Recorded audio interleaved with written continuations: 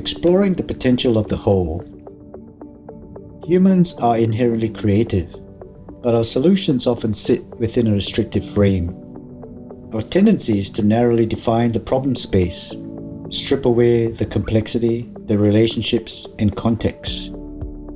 The difficulty with this kind of problem solving is that whilst it helps us to focus on what we want, it's less likely to bring about the diversity, creativity, and energy required for systemic change, which are things we might actually need. When we explore the potential of the whole, be it within a system, a community, or a company, for example, we are more likely to unlock latent qualities of people, places, relationships, and leverage a wealth of talent, ideas, and energy.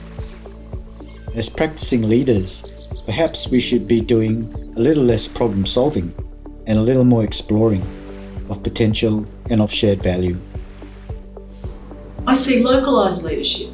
I see sparks of light. I see hope abound. I'm not sure what we need for the future to wake us out of the stupor that we've fallen into, because these matters are critical. We had a real chance in Australia to say yes in a referendum. When we chose not to, we picked ignorance instead. Okay, we'll move on. We are a resilient people. We will continue doing what we're doing anyhow, of making good in the university sector, making good in the health sector, doing our very best. But there's other issues which are much, much bigger as well, such as how are we going to feed the earth? How are we going to clear the airs? How are we going to make sure we've got nice clean water for people to drink when we're issuing fracking licences all over the place so that people can contaminate the artesian basin, our last source water supply in this driest continent of Earth? You know, we've got really big issues. If you're sending like film students through and you want to be a director, well then you should be doing, film history at ANU, and you should be probably doing psychology so you understand an actor or something, and some kind of like human movement or something like that, the drawing on those resources. But I also remember being there and thinking, how come these students aren't talking to these design students to try and make the output of your work better? Because that leads to success for all. Yeah. The program that I came down on was very,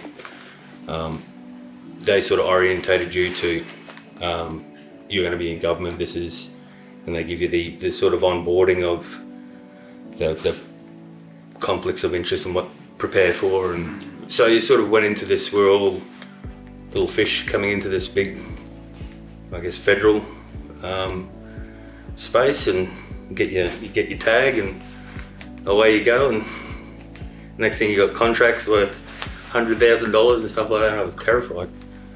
But again, it was like on a national basis, so that was sort of the hook in that too. It's just like, this is going to affect not just around the corner, this is going to resonate, over the other side of the country. Yeah. We've got government sector clients, and they've got a fixed decision framework based on this concept of value, right? So we're trying to appeal to a value proposition that's beyond an individual business unit's need. But yet all they want is their problem solved for the lowest price. And there's a lot of vagary in how they explain their problem. There's a whole lot of uncertainty about whether their problem's actually going to be solved by anyone. But there's some people going to give it a go. So we try and explain to them, yes, we'll do the job. But part of the package of doing the job is that this is who we are and what we want to do with the money you pay us. And in purely commercial businesses, you've got more freedom of movement around some of those things. And the bigger business, the bigger the business is, the more flexibility they have in the price. So we get frustrated sometimes on price-based decisions rather than value-based decisions, which is peculiar, because I think if you lay it out, I think we're trying to do a lot of the same things that the government's trying to do, various governments are trying to do.